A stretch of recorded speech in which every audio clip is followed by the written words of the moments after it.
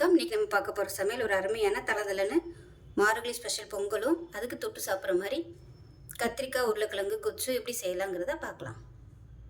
இப்போ ஒரு பவுல் எடுத்துக்கலாம். மெஷரிங் கப்பில் ஏதாவது ஒரு கப் எடுத்துக்கோங்க. நான் வந்து இந்த கப் எடுத்துருக்கேன். இதில் ஒரு கப் அளவுக்கு பச்சரிசி எடுத்திருக்கேன். இது வந்து 2-3 தடவை கழுவிட்டு வந்துட்டு பார்க்கலாம்.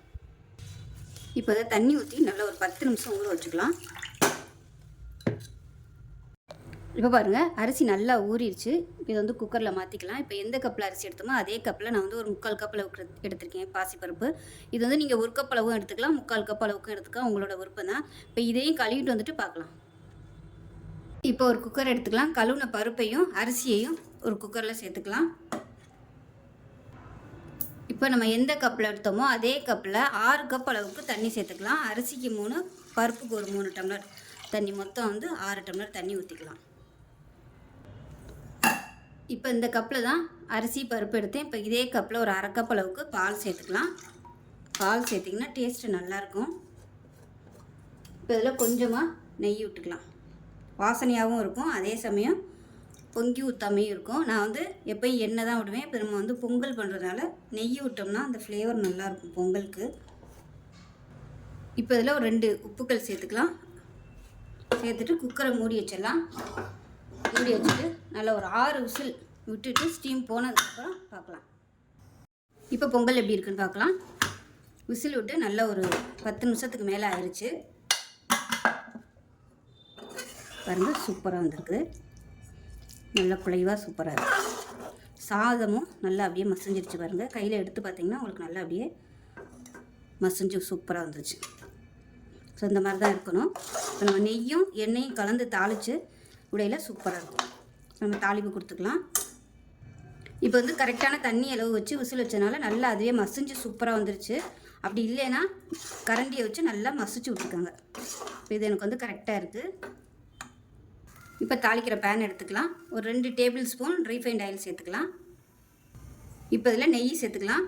நெய் வந்து உங்களோட விருப்பம் தான், எவ்வளோ நாளும் சேர்த்துக்கலாம். நான் வந்து ஒரு 3 டீஸ்பூன் அளவுக்கு நெய் சேர்க்குறேன். இப்போ நெய் நல்லா சூடாயிருச்சு. இப்போ வந்து 1 டீஸ்பூன் போல் மிளகு சேர்த்துக்கலாம். மிளகு வந்து தட்டிட்டு சேர்க்குறனாலும் சேர்த்துக்கோங்க. ஃபஸ்ட்டு மிளகு சேர்த்துக்கோங்க. அது நல்லா கொஞ்சம் பொரியறதுக்கு லேட் ஆகும். அதுக்கப்புறமா சீரகம் சேர்த்துக்கலாம். சீரகம் சீக்கிரமாகவே பொரிஞ்சிடும். நல்லா ஒரு 1/2 டேபிள் ஸ்பூன் அளவுக்கு பொரியாக கட் பண்ண இஞ்சி. இப்போ இந்த மிளகும் இஞ்சியும் நல்லா முறுமுறுன்னு வரணும்.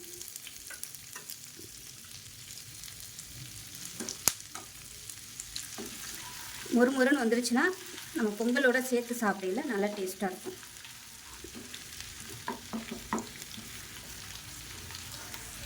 இப்போ இதில் 2 பச்சை மிளகாயை நல்லா கட் பண்ணிவிட்டு சேர்த்துக்கோங்க, இல்லைன்னா வெடிக்கும். இப்போ இதில் 1 டீஸ்பூன் போல் சீரகம் சேர்த்துக்கலாம். அடுப்பு வந்து ஃபுல்லாக நான் குறைச்சி தான் வச்சுருக்கிறேன். இதில் 1 கைப்பிடி அளவுக்கு முந்திரி பருப்பு சேர்த்துக்கலாம். இது ஆல்ரெடி வறுத்த முந்திரி பருப்பு தான், அதனால் சீக்கிரமாகவே வறுபட்டுரும். இப்போ இதில் வந்து பெருங்காயம் சேர்த்துக்கணும். கட்டி பெருங்காயம் சேர்த்திங்கன்னா உங்களுக்கு நல்ல ஃப்ளேவராக இருக்கும். நான் வந்து தண்ணியில் ஊற வச்சு வச்சுருக்கேன். இப்போ வந்து அதை அப்படியே சேர்த்துக்கலாம். இது கொஞ்சம் ஊறலை இருந்தாலும் நான் அப்படியே சேர்த்துக்கிறேன். பெருங்காயம் நல்ல வாசனை கொடுக்கும் பொங்கலுக்கு. இப்போ இஞ்சியெல்லாம் நல்லா அப்படியே செவந்து மொறுமொறுன்னு வந்துருச்சு. இதை நம்ம எடுத்து அப்படியே பொங்கலில் கொட்டிடலாம்.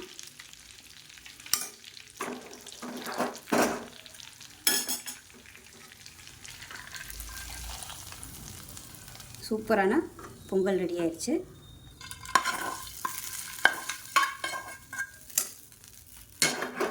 நெய் கலந்து செய்யும்போது பொங்கல் வந்து இருகாது, நல்லா அப்படியே தளர்வாகவே இருக்கும். அதனால் பாதி நீங்கள் நெய்யும் எண்ணெயும் சேர்த்துக்கோங்க. எல்லாத்தையும் நல்லா மிக்ஸ் பண்ணி விட்டுக்கலாம்.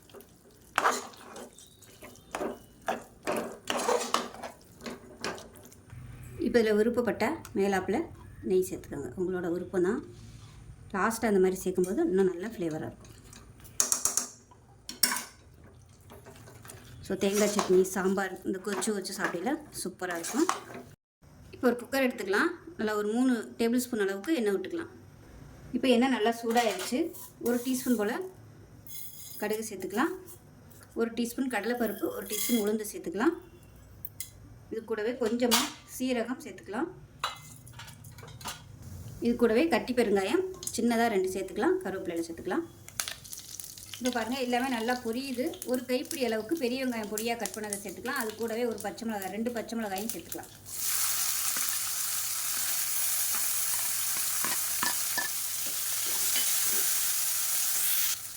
இப்போ இதில் பார்த்தீங்கன்னா ஒரு 50 கிராம் அளவுக்கு கத்திரிக்காய், அதே மாதிரி 50 கிராம் அளவுக்கு உருளைக்கிழங்கு, அதாவது மீடியம் சைஸாக 2 உருளைக்கிழங்கு, மீடியம் சைஸாக 2 கத்திரிக்காய் நல்லா பொடியாக கட் பண்ணி வச்சுருக்கேன். இந்த அளவுக்கு கட் பண்ணிக்கோங்க.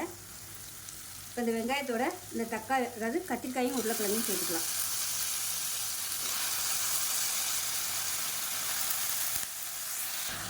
இப்போ கொஞ்சமாக உப்பு சேர்த்துக்கலாம். சேர்த்துட்டு மீடியம் சைஸாக 2 தக்காளி பொடியாக கட் பண்ணி வச்சுருக்கேன், அதையும் சேர்த்துக்கலாம். இப்போ எல்லாத்தையும் நல்லா வதக்கியாச்சு. 1 டேபிள் ஸ்பூன் அளவுக்கு சாம்பார் தூள் சேர்த்துக்கலாம். 1/2 டேபிள் ஸ்பூன் தனியாத்தூள், 1/4 டேபிள் ஸ்பூன் மிளகாத்தூள், 1/4 டேபிள் ஸ்பூன் மஞ்சள் தூள். இது எல்லாத்தையும் நல்லா வதக்கிக்கலாம்.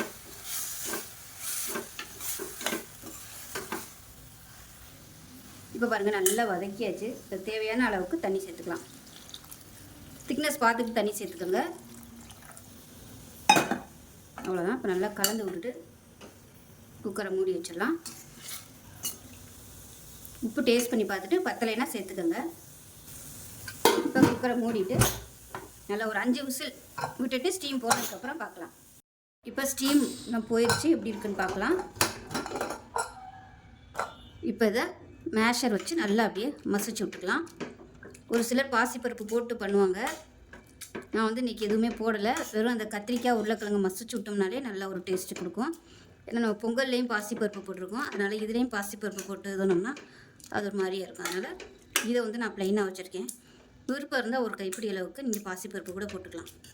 பாசிப்பருப்பு இல்லை துவரம்பருப்பு கூட நீங்கள் சேர்த்துக்கலாம்.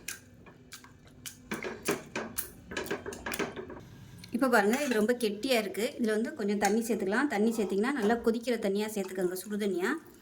பச்சை தண்ணியை ஊற்ற வேணாம். இது வந்து கொஞ்சம் கொதி வரட்டும். இப்போ உப்பு கொஞ்சம் கம்மியாக இருக்குது, உப்பு சேர்த்துக்கலாம். கொத்து இப்போ நல்லா கொதிச்சிருச்சு. இப்போ மேலாப்பில் கொத்தமல்லியில் சேர்த்துக்கலாம். அவ்வளோதான், அமர்த்திடலாம். சூப்பரான பொங்கலுக்கு தொட்டுக்க கொத்து ரெடி ஆயிடுச்சு. ஆறுச்சுன்னா நல்லா கெட்டியாக வந்துடும்.